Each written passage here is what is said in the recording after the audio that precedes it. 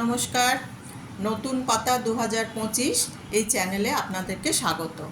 আমার এই চ্যানেলের মাধ্যমে আমি আপনাদের কাছে বিজ্ঞানের কিছু অজানা তথ্য দেওয়ার চেষ্টা করছি।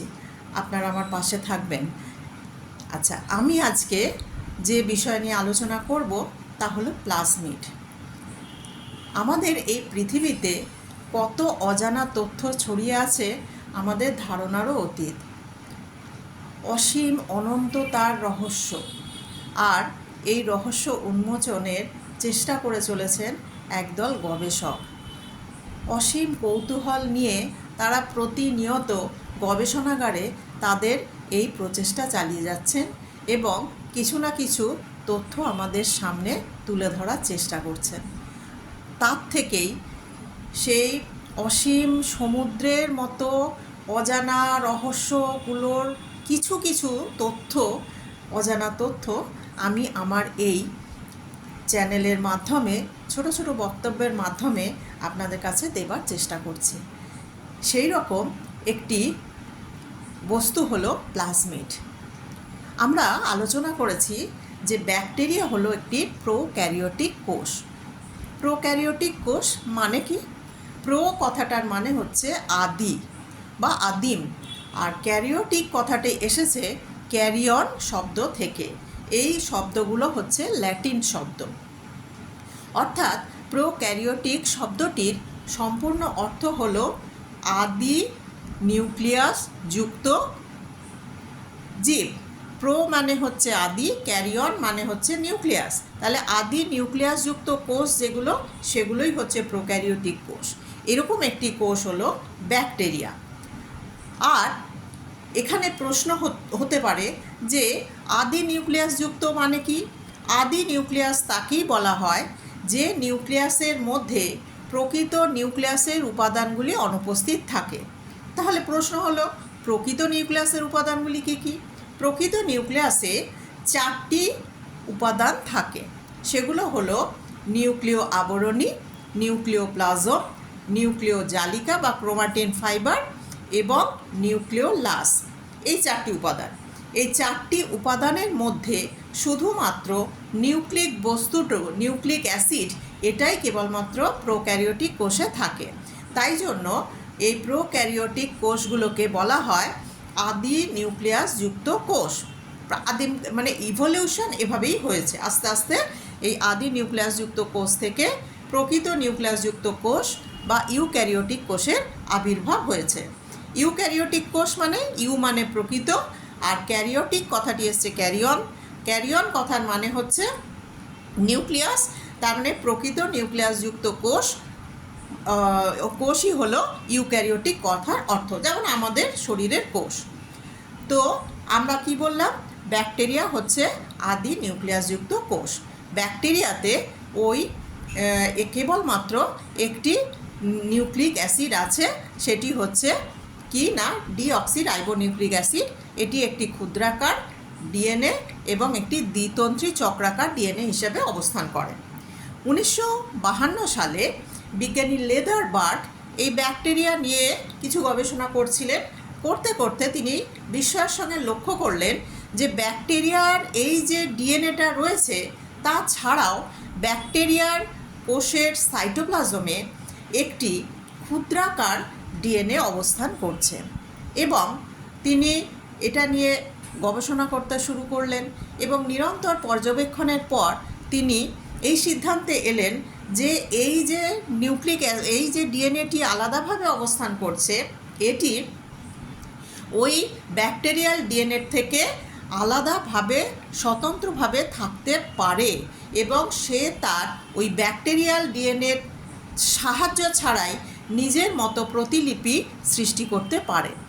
তিনি বুঝতে পারলেন যে এটা প্রকৃতির একটি মানে একটি অদ্ভুত এবং একটা অভিনব উপহার, এবং সেটি তিনি তখন তাকে নামকরণ করলেন, এই অভিনব জৈব সত্তার নামকরণ করলেন প্লাজমিড। তো এই প্লাজমিড নিয়ে তখন বিভিন্ন ধরনের গবেষণা শুরু হলো এবং 1958 সালে বিজ্ঞানী জ্যাকব এবং ওলম্যান এই সমস্ত ব্যাকটেরিয়ার প্লাজমিড নিয়ে পরীক্ষা নিরীক্ষা করতে করতে লক্ষ্য করলেন যে না, শুধুমাত্র ওই প্লাজমিড সাইটোপ্লাজমে ব্যাকটেরিয়াল ডিএনএ থেকে আলাদাভাবেই অবস্থান করে এমন নয়। কোনো কোনো ব্যাকটেরিয়ার ক্ষেত্রে এই প্লাজমিড তার ডিএনএটি ওই ব্যাকটেরিয়াল ডিএনএর সঙ্গে যুক্ত অবস্থাতেও থাকতে পারে। তখন তারা এর নামকরণ করলেন এপিজোম। চিন্তা করা যায় যে শুধুমাত্র একটা ডিএনএ, একটা নিউক্লিক অ্যাসিড, সে এরকমভাবে বাস করে ব্যাকটেরিয়ার ভেতরে। এর কোনো কোষ পর্দা নেই, কোনো সাইটোপ্লাজম নেই, কোনো কিছু নেই, শুধুমাত্র এই নিউক্লিক অ্যাসিডটি আছে এবং সে স্বাধীনভাবে থাকতেও পারে না, থাকে ব্যাকটেরিয়ার ভেতরেই। এবং সে কিন্তু ওইখানে তার নিজস্ব সত্তা নিয়ে বসবাস করে ব্যাকটেরিয়ার ভেতরে। এরপর বর্তমানে জানা গেছে যে ব্যাকটেরিয়া ছাড়াও কিছু কিছু উদ্ভিদ এবং কিছু ছত্রাকের কোষে, কিছু প্রাণী কোষের মধ্যেও কিন্তু এই প্লাজমিডের সন্ধান পাওয়া গেছে। বর্তমানে তাহলে আমরা ব্যাকটেরিয়ার ডিএনএ ছাড়াও এই প্লাজমিড সম্পর্কে যে যে তথ্যগুলো জেনেছি সেগুলো কি হলো? সেগুলো হলো ব্যাকটেরিয়াল ডিএনএ ছাড়াও ব্যাকটেরিয়ার মধ্যে, ব্যাকটেরিয়ার সাইটোপ্লাজমে আলাদাভাবে বা ব্যাকটেরিয়াল ডিএনএর সঙ্গে যুক্ত অবস্থায় যে ক্ষুদ্র, ব্যাকটেরিয়াল ডিএনএ থেকেও ক্ষুদ্র একটি স্বতন্ত্র নিউক্লিক অ্যাসিড অবস্থান করে, তার নাম হচ্ছে প্লাজমিড। আর কি 2 নম্বর তথ্য হচ্ছে কি না, এটা এই প্লাজমিড ব্যাকটেরিয়াল ডিএনএ থেকে অনেক ছোট এবং এতে 600টা পর্যন্ত জিন থাকতে পারে। 3 নম্বর পয়েন্ট হচ্ছে এই যে প্লাজমিড যুক্ত যে সমস্ত ব্যাকটেরিয়া, সব ব্যাকটেরিয়ায় যে প্লাজমিড থাকবে এমন নয়, কিন্তু যে ব্যাকটেরিয়াগুলোতে প্লাজমিড আছে সেই ব্যাকটেরিয়াগুলোর আবার কিছু আলাদা আলাদা নিজস্ব বৈশিষ্ট্য যুক্ত হয়, তাদের নিজস্ব কিছু বৈশিষ্ট্য থাকে। এই সমস্ত বৈশিষ্ট্যের ভিত্তিতে ব্যাকটেরিয়াগুলোকে শ্রেণীবিভাগ যেভাবে করা হয়েছে সেগুলো নিয়ে আমি একটু অল্প করে আলোচনা করছি। যেমন একটা হচ্ছে ব্যাকটেরিওসিনোজেনিক প্লাজমিড। ব্যাকটেরিওসিনোজেনিক প্লাজমিড কি না, যে সমস্ত ব্যাকটেরিয়ার মধ্যে এই ব্যাকটেরিওসিনোজেনিক প্লাজমিড উপস্থিত থাকে তারা ব্যাকটেরিওসিন নামক একটি প্রোটিন উৎপন্ন করে। এই প্রোটিনটি কি করে না, তার সমগোত্রীয় ব্যাকটেরিয়াগুলোকে ধ্বংস করে ফেলার ক্ষমতা রাখে। এখন দেখার যে এটা আবার বিজ্ঞানীরা কিভাবে কাজে লাগান। এরপরে আরেকটি প্লাজমিডের কথা আমরা বলবো, তার নাম হচ্ছে আর প্লাজমিড।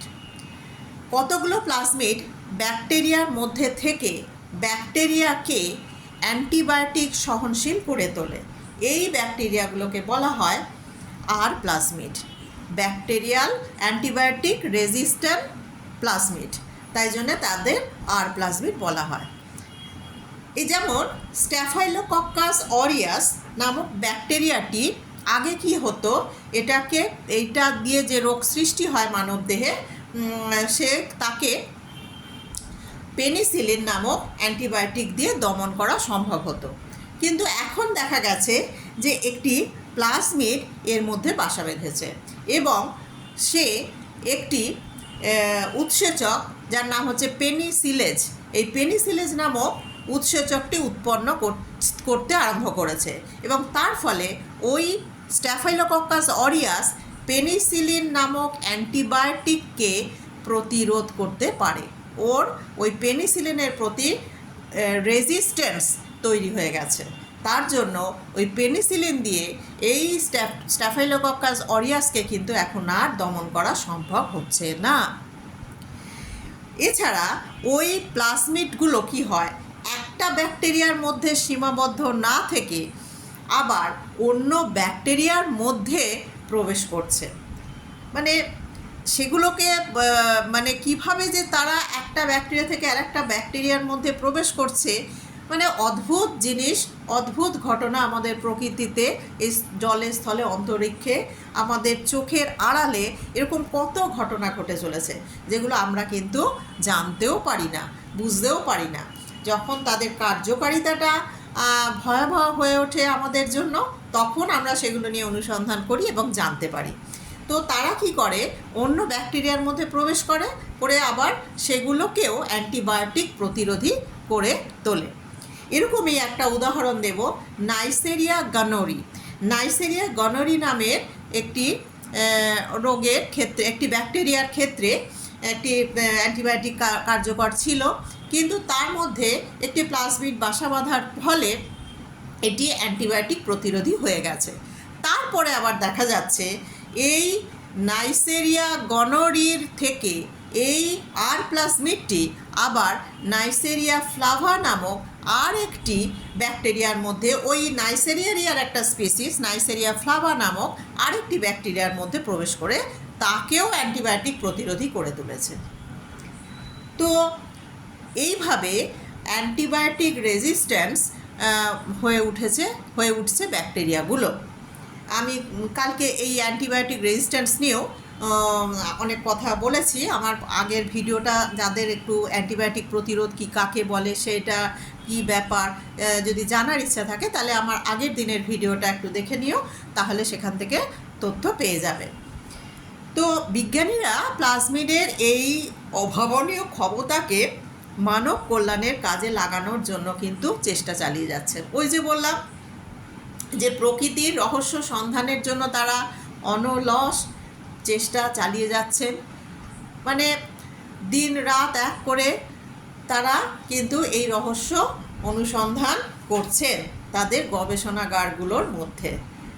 আমরা তারা যে তথ্যগুলো দেন বইয়ের পাতায় দেখতে পাই, আর তখন জানতে পারি এক একটা আবিষ্কারের পেছনে কত বছর লেগে যায়, কত বছর। আমরা যদি কোষ আবিষ্কারের ইতিহাস দেখি, এক একটা আবিষ্কার হতে হতে 100 বছর, 50 বছর, আরও কত বছর লেগে গেছে। ঠিক আছে, তো এইরকম তারা কিন্তু তাদের কাজ করে যাচ্ছেন। তো যাই হোক, এরকম রহস্য তো প্রচুর আছে, তাই তারা সেরকমভাবে তাদের মতন তারা চেষ্টা চালিয়ে যাচ্ছেন। তারা দেখলেন যে আর প্লাজমিডের যদি এই রকম একটা ক্ষমতা থাকে, তাহলে এই আর প্লাজমিডকে আমরা জৈব প্রযুক্তির মাধ্যমে কিভাবে মানব কল্যাণে কাজে লাগাতে পারি সেটা দেখা যাক বলে তখন তারা এটা নিয়ে গবেষণা চালালেন। এবং আমরা এখন বর্তমানে ইকোলাই ব্যাকটেরিয়ার মধ্যে, ইকোলাই ব্যাকটেরিয়ার কথা আমরা সবাই জানি, এই ইকোলাই ব্যাকটেরিয়ার মধ্যে ইঁদুরের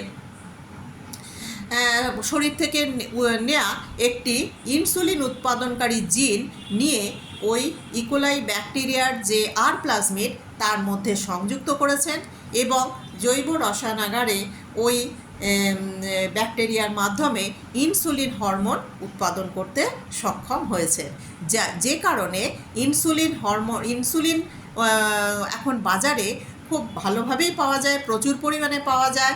আগে তো এইভাবে উৎপন্ন করা হতো না, তখন বিভিন্ন প্রাণীর থেকে সেটা সংগ্রহ করে মানব শরীরে দেওয়া হতো ডায়াবেটিস যাদের আছে তাদের জন্য।